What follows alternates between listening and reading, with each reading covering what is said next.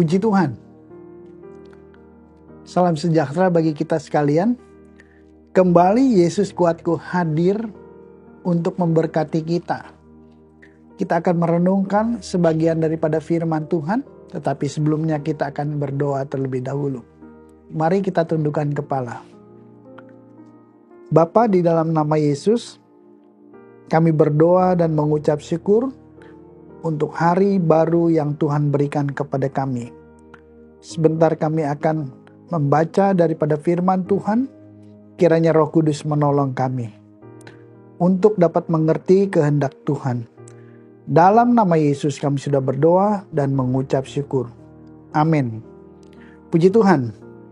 Bapak Ibu Saudara, rasa capek, rasa lelah, kelelahan yang sangat burnout mungkin pernah atau sering dialami oleh beberapa orang.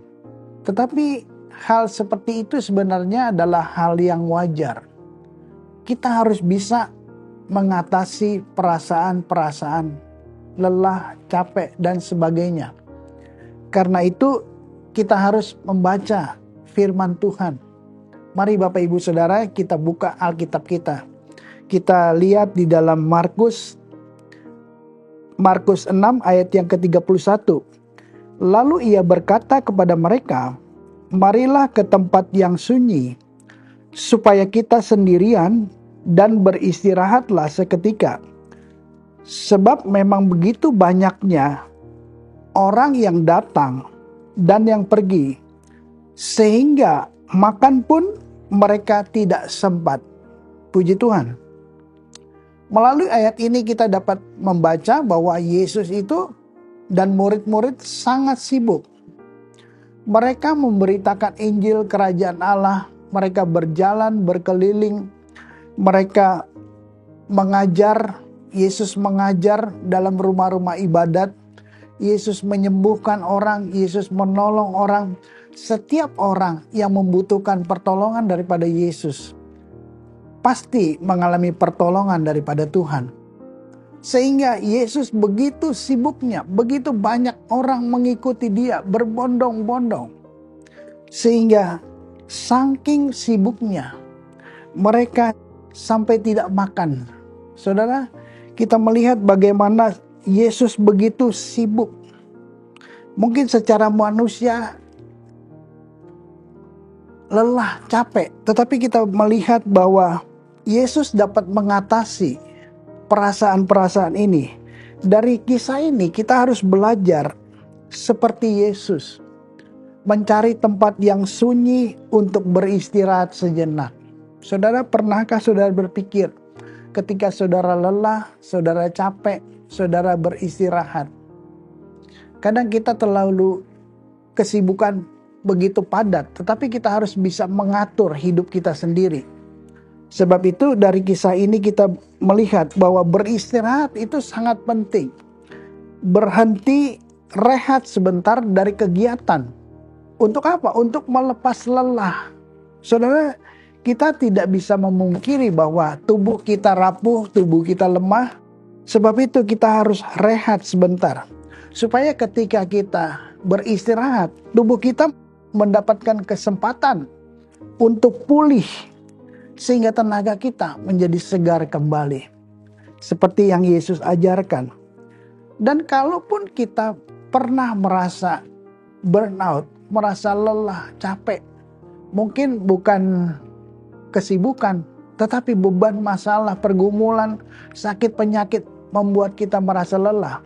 Firman Tuhan mengajar kita bahwa Tuhan adalah gembala kita. Mazmur 23 ayat yang ketiga, saudara baca di situ. Ia menyegarkan jiwaku. Ia menuntun aku di jalan yang benar oleh karena namanya. Puji Tuhan. Yesuslah gembala kita. Kita tidak perlu khawatir. Ia sanggup menyegarkan jiwa kita. Saudara, kalau dalam salah satu terjemahan Alkitab, dia katakan begini. Ia menyegarkan jiwaku. Itu berarti ia memberi kekuatan yang baru. Saudara, bayangkan saudara. Tuhan sanggup memberikan kekuatan yang baru. kekuatan daripada Tuhan datangnya daripada firman dan Roh Kudus. Kita rutin membaca Alkitab, kita akan disegarkan, kita akan dikuatkan. Kita rutin untuk berdoa, Roh Kudus akan bekerja. Itulah yang menjadi kekuatan kita, saudara. Tidak ada kekuatan yang lain. Kekuatan manusia bisa dilatih, tetapi semuanya itu akan menjadi berkurang karena kita lemah. Sebab itu kekuatan yang sesungguhnya datang hanya daripada Tuhan saja. Puji Tuhan. Yesaya 40 ayat 29 dikatakan demikian. Dia memberi kekuatan kepada yang lelah dan menambah semangat kepada yang tiada berdaya. Puji Tuhan. Tuhan sanggup memberikan kekuatan kepada orang yang lelah. Bahkan Tuhan menyemangati kita. Firman Tuhan, Roh Kudus menyemangati kita. Saudara, oleh karena itu kalau kita baca di dalam Yesaya 40 ayat 31, orang-orang yang menanti-nantikan Tuhan akan mendapatkan kekuatan yang baru. Pertanyaannya, bagaimana menanti-nantikan Tuhan itu? Diam di dalam hadirat Tuhan, bersekutu di dalam hadirat Tuhan. Disitulah kita mendapatkan kekuatan kita. Sehingga ketika kita bersekutu, kita beribadah, kita datang kepada Tuhan, kita dapat mengatasi rasa letih, rasa capek, mungkin rasa bosan, burnout di dalam hidup kita. Kita akan menang bersama dengan Tuhan. Kekuatan kita tidak seberapa, tetapi kekuatan Roh Kudus adalah kekuatan yang menolong kita, kekuatan yang memimpin kita, sehingga kita cakap menanggung segala perkara. Biarlah hari ini kekuatan itu hanya di dalam Tuhan. Mari kita lihat, kita baca, kita renungkan firman Tuhan, kita berdoa, datang kepada Tuhan. Pasti kita akan mendapatkan kekuatan yang baru. Puji Tuhan. Biarlah kita tetap taat, setia, tetap semangat di dalam Tuhan. Karena kekuatan di dalam Tuhan itu pasti nyata. Amin. Bapak Ibu Saudara, mari kita berdoa.